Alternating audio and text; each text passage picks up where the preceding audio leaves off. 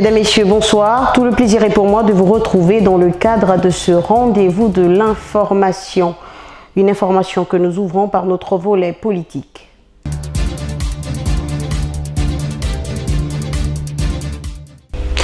Comme annoncé en prélude, les jeunes du PDS, par la voix de leur coordonnateur national, ont souhaité leurs vœux au président national de la Vague Orange lors de la traditionnelle cérémonie de présentation de vœux qui s'est déroulée ce week-end à son domicile. Écoutons à ce propos Sir Nkolo, coordonnateur national des jeunes du Parti pour le développement et la solidarité sociale.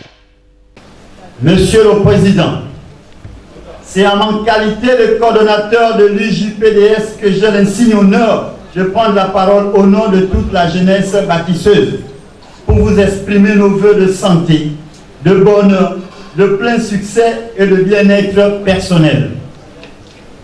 Ces mêmes vœux, nous les formulons à l'endroit de votre chère épouse, Madame Philomène Dao, et l'implantation de la démocratie dans notre pays. Monsieur le Président, l'année 2017 a été marquée par un nombre considérable d'activités politiques mobilisatrices. Et les jeunes ne sont pas restés en marge de ce mouvement expansionniste de notre parti. Monsieur le Président, l'année 2018 s'annonce comme un challenge personnel pour les jeunes du PDS regroupés dans le JPDS. Cette année nous amène à renouer avec les élections.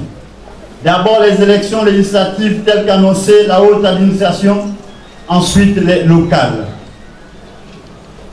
Ces différentes consultations permettront à notre parti de se jauger et d'assurer son implantation en voyant des élus dans les représentations administratives locales et nationales. La jeunesse bâtisseuse est consciente du rôle qui est le sien face à cette future consultation électorale. Importation pour la continuité de notre vie politique. Sans trop vouloir afficher la démesure dans l'expression de nos ambitions, nous vous rassurons, Monsieur le Président, que la jeunesse bâtisseuse fera de ces élections un tremplin de sa détermination en termes de résultats. C'est notre engagement auprès de vous. Monsieur le Président, au terme de mon propos, permettez-moi ici de vous réitérer mes vœux de santé parfaite, de joie indistinguible et de bonheur partagé. Je vous remercie. De même, les notables de la Vague Orange présents à la cérémonie de présentation des vœux n'ont pas dérogé à la règle, et ce, dans leur langue vernaculaire. Écoutons-les. PDS, PDS, ADS, Action de développement solidarité.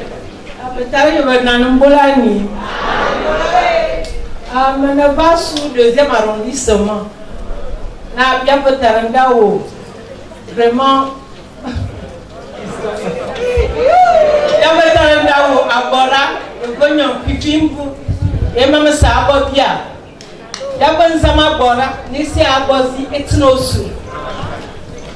Vraiment, PDS, En action. ADS, Action de développement solidarité. Le combat pour la justice sociale que nous menons vise essentiellement l'épanouissement harmonieux des Gabonais. Nous devons à cette fin nous investir sur le terrain afin que le discours et les objectifs de notre parti soient de mieux en mieux compris par les populations. Monsieur le Président, encore une fois, bonne heureuse année 2018. Je vous remercie.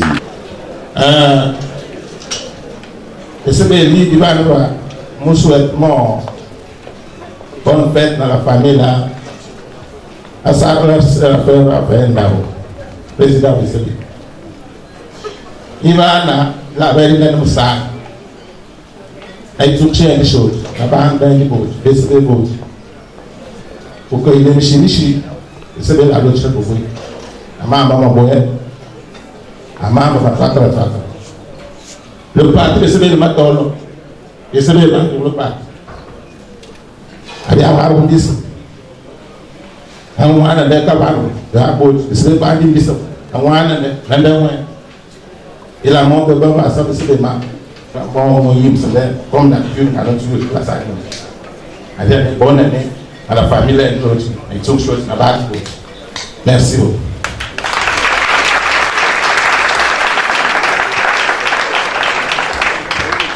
De la politique à la société, il n'y a qu'un pas. L'axe routier situé derrière le stade du quartier Nzengayon, dans le 6e arrondissement de la commune de Libreville, est dans un piteux état. Une dégradation due au nombreux nids de poules qui se sont formés, ce que fustigent les automobilistes. Un reportage de nos confrères de RTN de Libreville. La politique d'aménagement des voies au Gabon serait devenue une grosse épine au pied du gouvernement de ce pays. À Nzengayon, dans le 6e arrondissement de la commune de Libreville, circuler sur la terre de derrière le stade de ce quartier devient un véritable parcours du combattant. Crevasses et trous sont de véritables supplices que vivent ces usagers.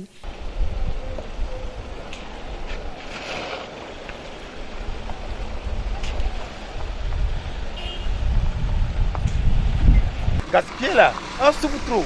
Regarde. Les visites techniques, la route, ils changent les cadences tous les jours. S'il vous plaît, vous pouvez arranger ça, s'il vous plaît. Bonne journée.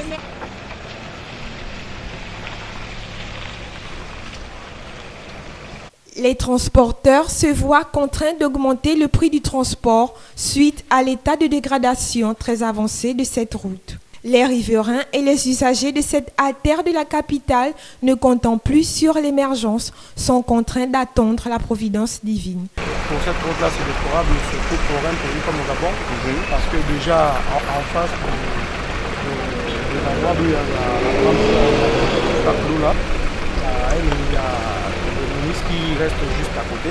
Vraiment, c'est déplorable pour surtout un quartier comme Zayon. Le train là existe depuis fort longtemps.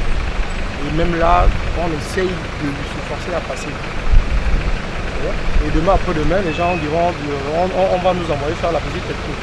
Mais pourtant, nous payons les taxes. Mais ils font quoi avec les sous de ces taxes-là?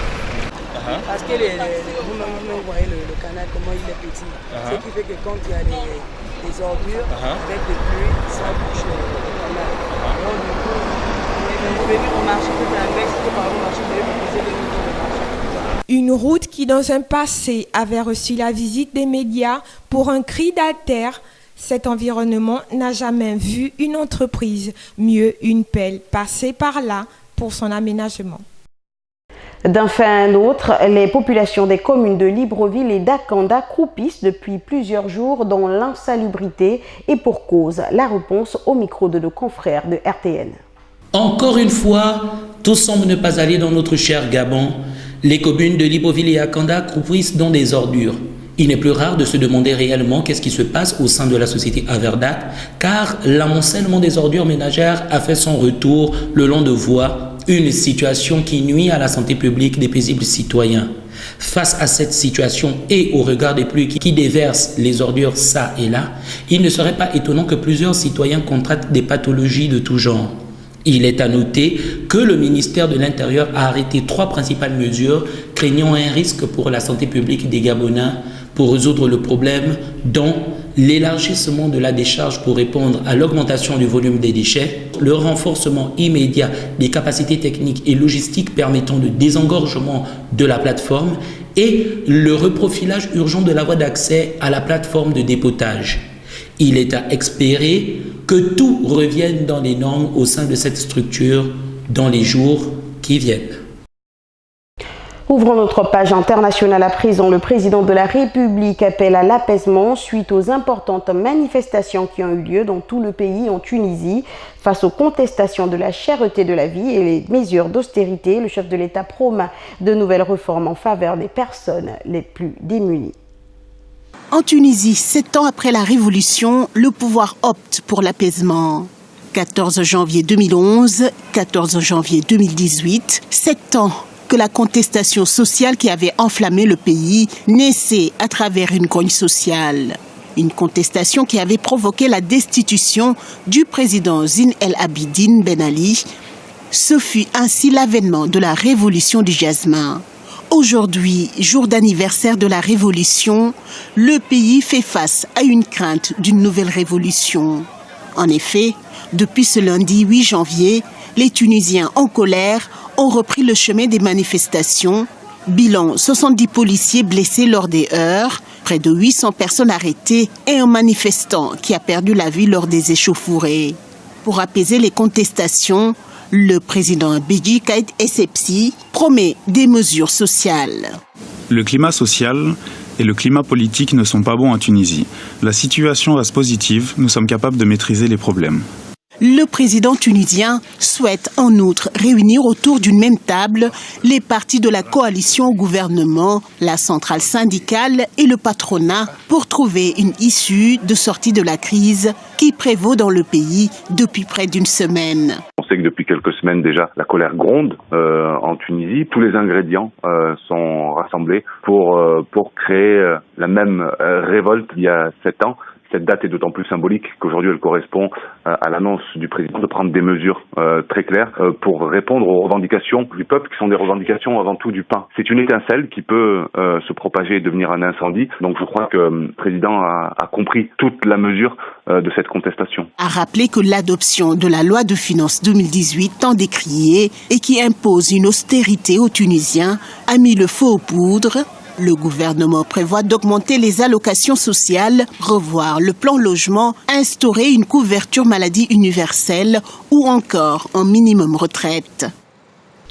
L'alternance politique est toujours au cœur des préoccupations en République démocratique du Congo et même au sein de l'Église, le phénomène perdure. Une messe a été célébrée à la cathédrale de Kinshasa pour revendiquer le départ du président Kabila qui était initialement prévu pour décembre 2016.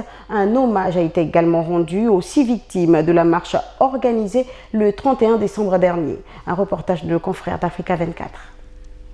Chants d'adoration et prières ont meublé la célébration eucharistique ce vendredi 12 janvier 2018 à la cathédrale Notre-Dame du Congo à Kinshasa. La présence de nombreux fidèles à cette célébration a laissé entrevoir la détermination de l'Église à obtenir une alternance politique en République démocratique du Congo. La rencontre a été l'occasion pour les religieux d'émettre des intentions favorables au repos des âmes des 6 victimes de la marche du 31 décembre. Mais elle a été surtout le moment approprié pour critiquer l'administration du président Joseph Kabila. Si nous avons perdu un frère, une sœur, nous avons gagné des héros, des vrais, parce qu'ils ont mêlé leur sang à celui de tous ceux qui sont morts pour l'alternance au pouvoir, gage de la démocratie.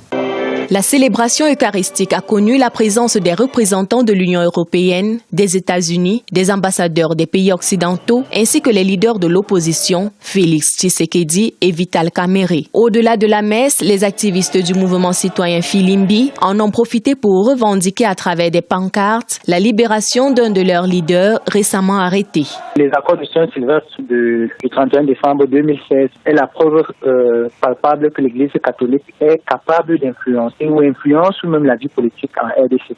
Donc aujourd'hui, le pouvoir en place de Joseph Désiré Kabila a une opposition forte qui est l'Église catholique, puisqu'elle est structurée, elle est partout, là où même l'État est parti, l'Église est restée. L'Église catholique est aujourd'hui le moteur ou alors dit la figure de proue de toute l'opposition congolaise.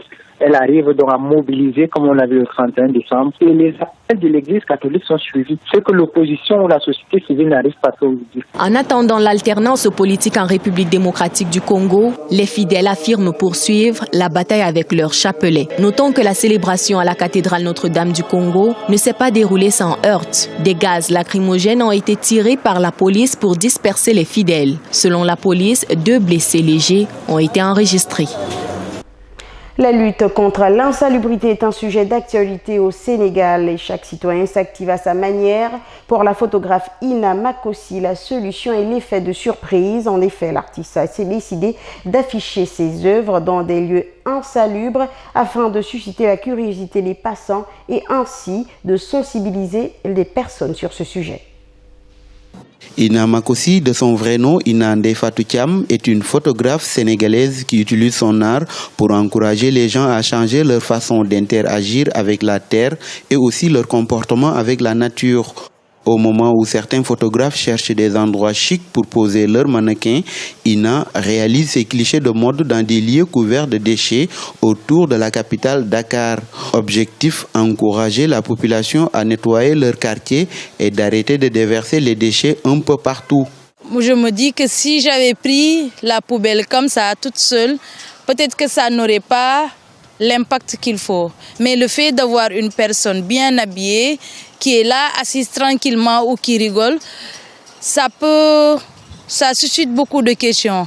Et en même temps, il faut dire que c'est la réalité. Nous, par exemple, une fille qui quitte Guinaw Rail pour passer dans ces ruelles sales là, elle enlève ses belles chaussures pour mettre des tapettes. Après avoir dépassé, elle remet donc on patauge tout le temps dans cette poubelle-là. L'appel de Ina a porté ses fruits puisqu'en 2016, elle avait lancé un projet de photographie dans son quartier, Pikine. Elle a pris des photos de mode avec la banlieue polluée servant de toile de fond, inspirant ainsi la communauté à nettoyer seulement 2 semaines plus tard. Quand je prenais les photos, je me rappelle qu'il y a le fils du chef de quartier qui disait « Ah oui », et des gens du quartier qui disaient « Ah, tu prends des photos ou tu filmes notre quartier pour aller amener ça à la télé ». Donc ils se disaient qu'il ne fallait pas faire une mauvaise promotion de notre quartier. Donc c'est pour ça qu'ils ont nettoyé. L'envers du décor et le concept de ces photos, Ina Makosi conditionnait avec son appareil photo des endroits comme Bobos, la décharge de Dakar ou encore la baie de Han, une plage polluée jonchée de détritus. Avec près de 14 millions d'habitants, le Sénégal produit annuellement plus de 2 millions de tonnes de déchets. Ces déchets ne sont toujours pas recyclés et font partie du décor de certaines rues.